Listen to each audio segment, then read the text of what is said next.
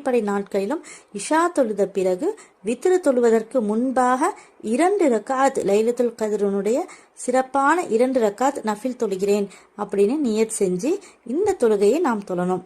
முதலாவது ரக்காத்துல சூரா ஃபாத்திஹாவிற்கு பிறகு சூரா இஹ்லாஸ் 3 முறையும், சூரா கத்ர் அதாவது இன்னா அன்ஸல்நாஹு ஃபீ லைலத்துல் கத்ர் இந்த சிறிய சூறாவையும் 3 முறையும் மோதி முதல் ரக்காத்தை நிறைவு செய்த பிறகு இரண்டாவது ரக்காத்தில் சூரா ஃபாத்திஹாவிற்கு பிறகு சூரா இஹ்லாஸ் 3 முறையும் சூரா கத்ர் 3 முறையும் மோதி இந்த தொழுகையை முடித்துவிட்டு அல்லாஹ் கிட்ட நம்ம செய்த அனைத்து பாவங்களுக்கும் மன்னிப்பு கேட்கணும்.